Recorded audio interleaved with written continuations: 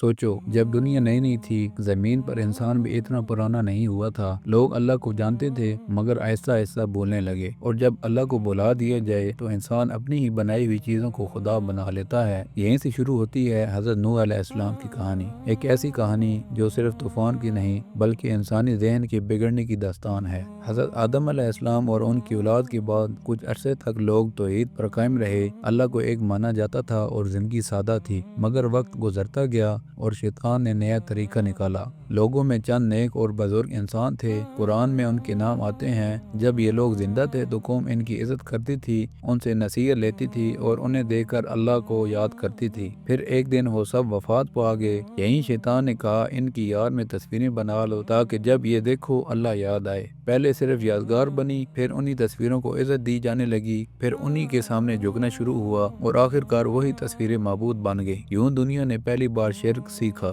اس بگڑی ہوئی دنیا میں اللہ تعالیٰ نے ایک پیغمبر بھیجا، حضرت نوح علیہ السلام۔ نہ وہ کسی بادشاہ کے گھر سے آئے، نہ کسی لشکر کے ساتھ، وہ صرف اللہ کا پیغام لے کر آئے۔ قرآن فرماتا ہے ہم نے نوح علیہ السلام کو ان کی قوم کی طرف بھیجا، ان کا مقصد صرف ایک تھا، اللہ کے سوا کسی کی عبادت نہ کرو۔ حضرت نوح علیہ السلام اپنی قوم کے درمیان کھڑے ہوئے، نہ چیخ، نہ دھمکی، نہ زبردستی، صرف سچ۔ فرمایا اے میری قوم، اللہ کے سوا تمہارا کوئی معبود نہیں، مجھے تم پر ایک دردناک دن کا خوف ہے۔ مگر قوم حیران تھی کیونکہ ان کے باپ دادا انہی بتوں کو پوجتے تھے، ان کا پورا معاشرہ اسی پر قائم تھا، ان کا فائدہ، سیاست اور طاقت سب اسی سے جڑی تھی۔ سرداروں نے کہا یہ تو ہم جیسا ایک انسان ہے، یہ ہم پر حکومت کرنا چاہتا ہے، اگر سچ ہوتا تو فرشتہ آتا۔ انہوں نے نوح علیہ السلام کو غریب، کمزور اور بے اثر کہنا شروع کر دیا۔ کہنے لگے تمہارے ساتھ تو صرف غریب اور کم عقل لوگ ہیں۔ یہاں ایک گہری حقیقت ہے، ہر دور کے ظالم حق کو ہمیشہ غریبوں سے جوڑتے ہیں تاکہ حق کو چھوٹا دکھایا جا سکے۔ حضرت نوح علیہ السلام نے ہار نہیں مانی۔ قرآن کہتا ہے میں نے انہیں رات کو بھی بلایا اور دن کو بھی، کبھی گھر گھر جا کر، کبھی محفلوں میں، کبھی تنہائی میں۔ کہتے تھے اللہ سے معافی مانگو، وہ تم پر بارش برسائے گا، تمہیں مال اور اولاد عطا کرے گا۔ نوح علیہ السلام کا پیغام صرف آخرت نہیں تھا، دنیا کی بہتری بھی تھا۔ قوم سمجھتی تھی مگر ماننا نہیں چاہتی تھی۔ مسئلہ علم کا نہیں تکبر کا تھا۔ کہنے لگے ہم اپنے باپ دادا کا طریقہ نہیں چھوڑیں گے، اور پھر اعلان کیا اپنے بتوں کو کبھی مت چھوڑنا۔ یہ صرف عقیدہ نہیں تھا، یہ کھلی بغاوت تھی۔ رات کو حضرت نوح علیہ السلام اللہ کے حضور روئے، یا رب میں نے ہر طریقے سے بلایا مگر یہ اور دور بھاگتے گئے۔ ایک پیغمبر جو اپنی قوم کے لیے روتا ہے، بد دعا نہیں کرتا، یہیں سے صبر کی انتہا شروع ہوتی ہے۔ وقت گزرتا گیا، قوم اور زیادہ ضدی ہوتی گئی، بت اور خوبصورت بنا دیے گئے، ان کے نام بچوں کو رٹائے جانے لگے۔ شرک اب عبادت نہیں، قانون زندگی بن چکا تھا۔ نوح علیہ السلام جوان تھے جب دعوت شروع کی، بال سفید ہو گئے